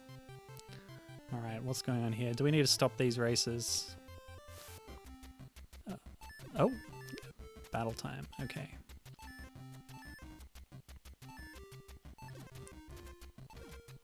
Whoa. I got hit twice in a row. That was rough. Is this a Kanto bite scenario? Do I need to free all these poor beasts who are being forced to race? Oh man. Get clawed, son. I think that if an enemy's in invincibility frames, that deactivates their hitbox, which is nice. For me, because they don't hurt me at that point. Hitbox or hurtbox? I forgot. Games, who knows? Actually, no. Alright, there we go. Come back, friends. I'm here to free you. Oh, wheel down there. Okay. I guess the next dungeon is a racetrack.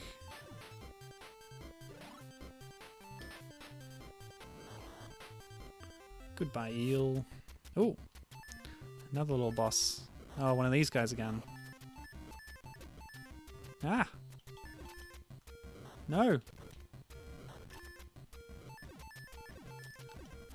They only move diagonally, but they can change directions. Oh, the palette here is a bit CGA, isn't it? It's also a bit trans-pride, which are the same colors. Cyan, magenta, and white.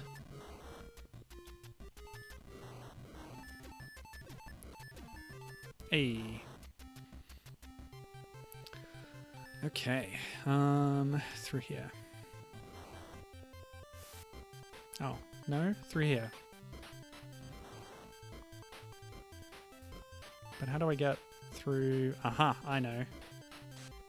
Ha ha ha ha. Go! Yes! Clever.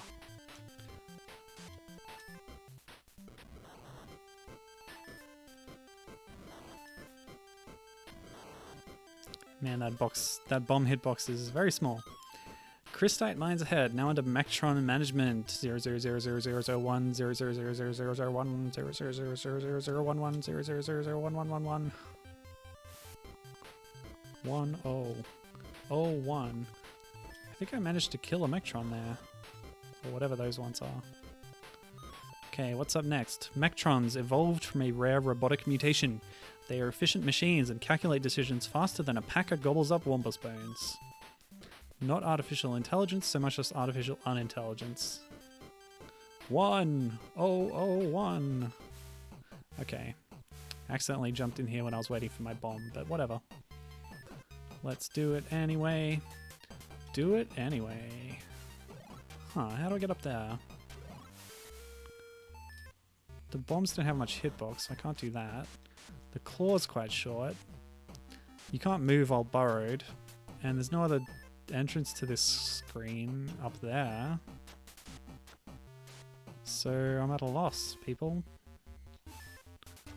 Okay. Wonder if I can... Yeah, I can absorb shots with an attack sometimes. I still haven't figured that out exactly. Like, my attacks can cancel out shots.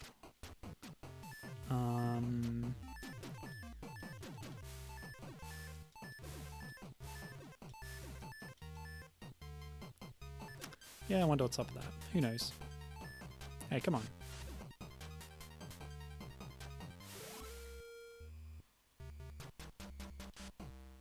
Oh. Well, I got a key, so I can go back. Yeah, woo, iframes. I love iframes, that's for sure.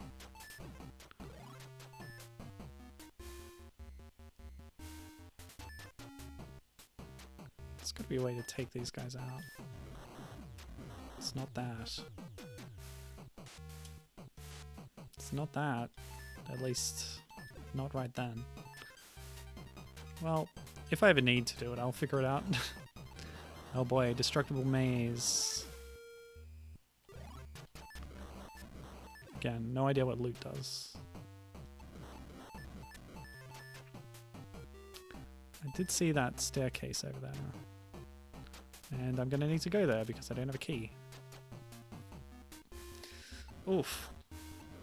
Oh, I've been sitting at computers too long. Over the last 2 days. My shoulder's very sore.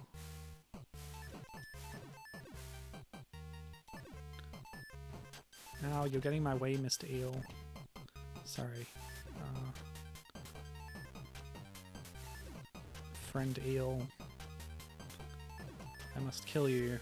It's nothing personal. Oh. Okay.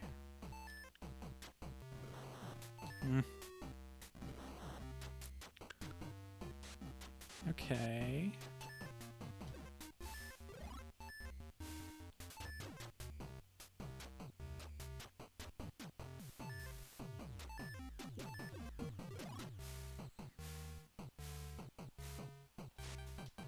Oops.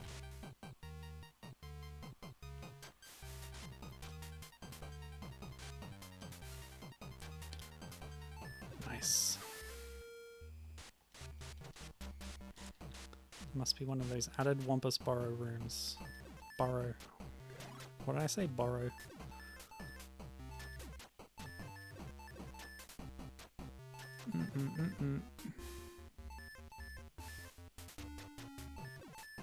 Cool. Oh, what's this?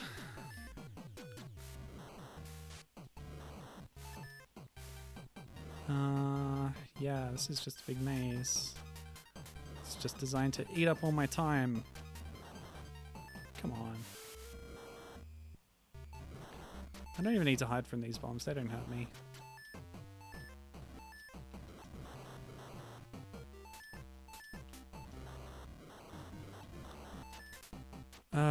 Okay, alright. Talk about something. How are you doing, Gibbon? What have you been up to lately? Oh, I see, yeah, you've been playing Myastere Chronicles of Diazrif, right? The new game from Studio Saizen-sen that is a direct successor to Umihara Kawase Fresh. Same mechanics, same engine. I've bought it myself and have yet to pick it up, start playing it, but I will soon. Looking forward to it. It's a much faster paced action combat kind of take on Umihara Kawase.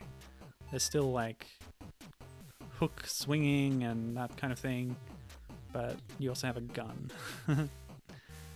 Gibbon is almost at 100%. Yeah, Myastere, is that right? Something like that.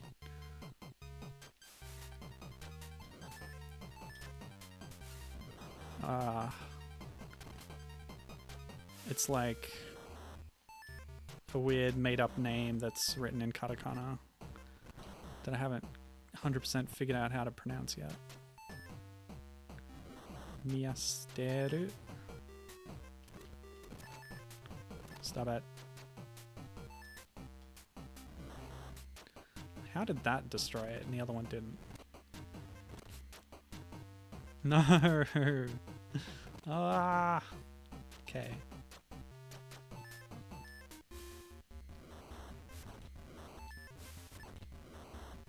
No, stop. Fine.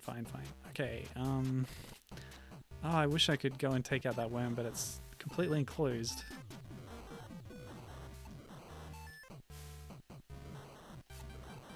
Wait, this is just back where I started. Oh no, I took a wrong turn. That was dumb. Alright, let's go. Oh, more flames. Cool. Gibbon says, one of the dev tweets mentioned that Ore's look is based on an early Kawase concept from when she was using a hook gun. Probably a holdover from the Dig Dug stuff. Yeah, so Myastere is very much in the lineage of Umihara Kawase. I consider it part of that universe, even. As Gibbon has noted during a playthrough, the sort of plot and setting is pretty similar to what you see in Umihara Kawase Fresh, just with a slightly more grim tone to it. In that there's like a big fissure in the depths of the earth and monsters are coming out of it and evil, like, dark, shadowy stuff. And there's like people who excavate places like this and go searching for things. Kind of like the campers in Fresh.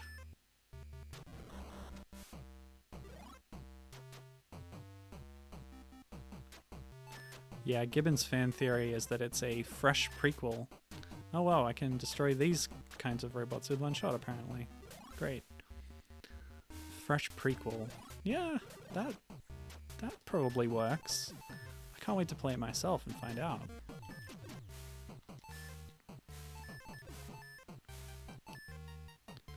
But, you know, like I said before, there's a lot of games that I want to play. Oh no, one of these rooms again. Alright, here we go.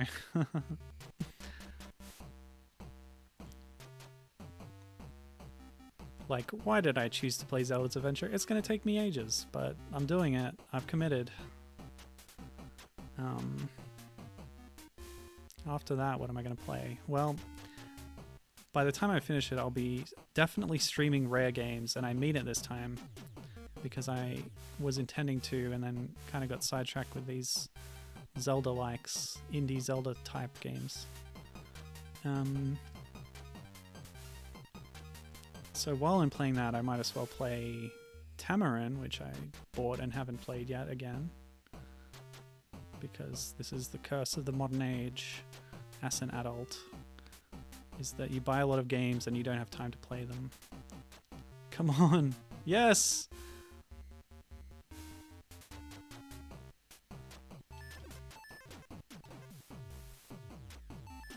Oh, you know what else I could do? I could burrow under the shots. Like so. Yes, and then I'm safe. Ow! Oh, that's brutal. No! Okay, I absorbed some of the shots. That's fine, I'll take it. All I gotta do is defeat this boss. Oh, this won't even be the end, because there's a key and there's more to do after that. Well, I'll just hope I'll get some health drops. Gibbon saying, I should go back and play Tamarin again. Sure, why not? You've got time these days. Are you still between jobs? It's not, you know, not something I would wish upon someone, but it does give you some free time.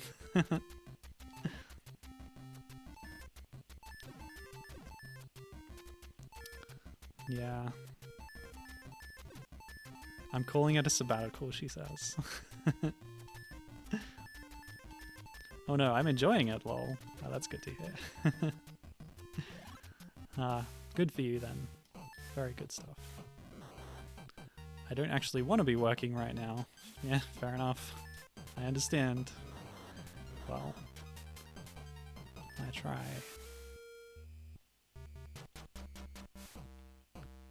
This is a very familiar setup.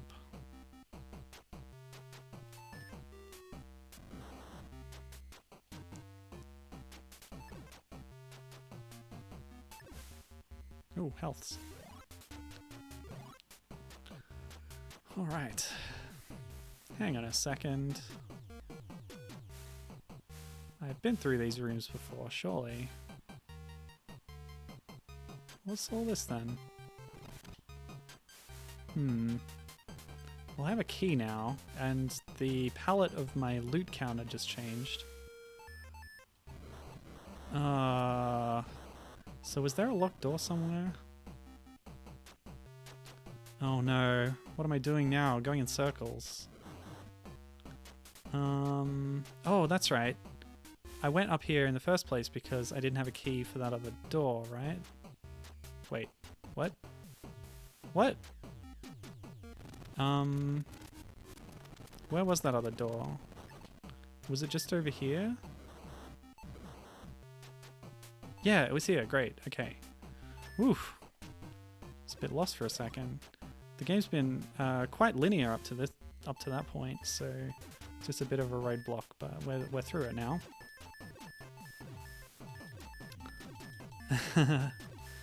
After working a solid 13 months from home, yeah, I'm all about a bit of vacation, says Gibbon. Fair enough, you're totally entitled to it at that point. Oh. Huh. Am I gonna get some kind of long-range attack? It seemed like I needed to beat that creature behind the wall to get past that door in the last room, but I don't have a way of doing that currently. Human! There is no need to kill me, Wampus. I came to Errata because we humans destroyed our homeworld. I see now the settlers are doing the same to Errata. We must be stopped. Oh, okay, someone on my side. Glory with the moon, mercy on the earth. Okay. You gonna help me in any way? Let me see. Okay, well, I guess they got rid of that monster that was here. I say monster.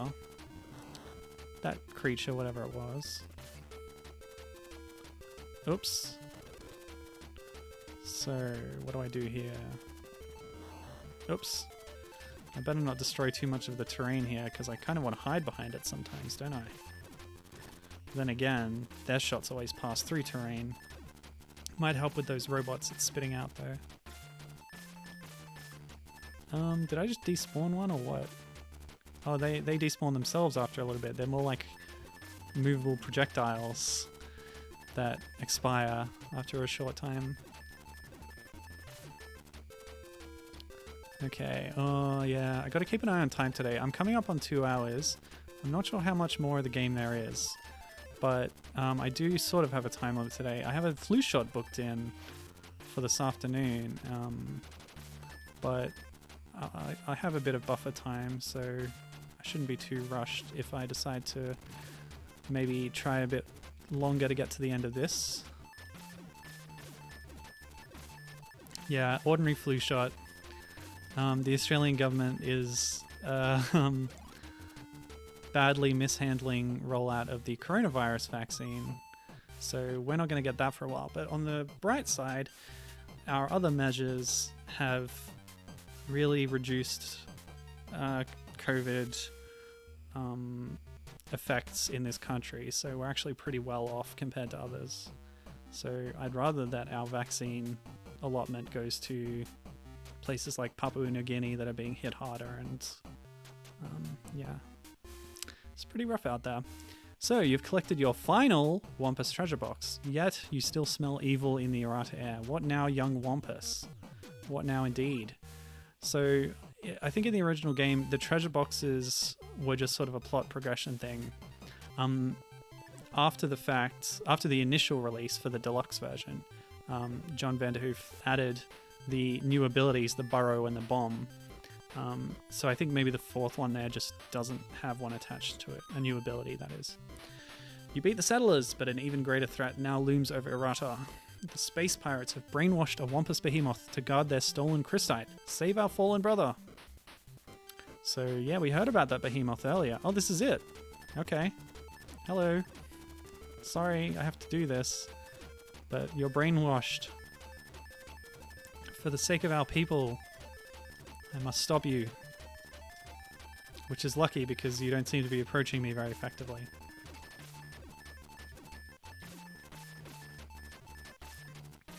Okay. Oh, they're safe. Sorry. Some water went down the wrong way. Thank you for freeing me from space pirate control, young one. I am too weak to help you, but you have to stop the pirates. Otherwise, they will never leave Errata alone. So, first colonists and now pirates. Whoa, okay, we got some new character sprites that look very familiar. This is literally BB-8 over here. Although, with the pink color, or orange. Maybe it's CB23 from Resistance. She was amazing. They kind of had BB-8 as a crutch in the first season. Like, oh look, here's a popular character you like in this show. And then, because of timeline, BB-8 needed to be in Last Jedi, so they replaced him with CB23, more or less, in the show. But who is this over here? Is this somebody I should recognize? What do you think, Gibbon? I can't quite pick it myself.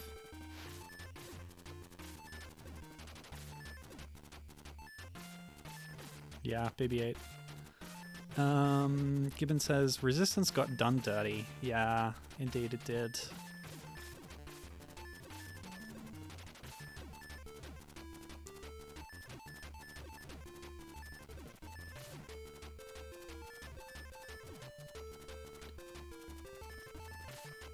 Gibbon says it's familiar, but I can't place it.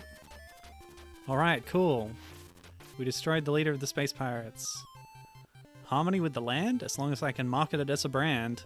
Hey, a spheroid has got to make a living even while practicing conservation and stewardship. Okay. I guess that's a start. We can work with that. You did it, young Wampus. You recovered our treasure, saved Errata from the settlers, and defeated the nefarious space pirates. The Wampus are free to roam the mountains again. Yay!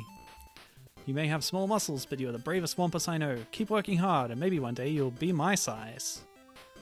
So this is a full-grown Wampus, I guess. Looks pretty different to the Magic the Gathering card. Those ones are like quadrupedal with sort of rhinoceros-like feet. Just a bony forehead like a Pachycephalosaurus. Alright, you saved Errata. Wampus by John Vanderhoef. Music by Ben Burns, that's the guy. SFX by John Lasher, made with NESMaker. Special thanks, Dale Coop and Joe Sherman. Based on the game M.U.L.E, original M.U.L.E theme by R. Glover. Press start to reset. And yeah, Danielle Bunten Berry, credit for the game, for the original M.U.L.E game. So yeah, I'm glad that I was able to get to the end of that. Nice little game with a cool message to it. And yeah, back at the start now. So that's the end. Great place to finish. Oh, stretch.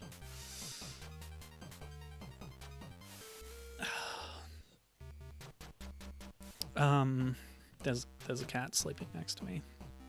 I put a cushion in a nice place up next to my desk, and she likes to sleep there now. It's very, very cute.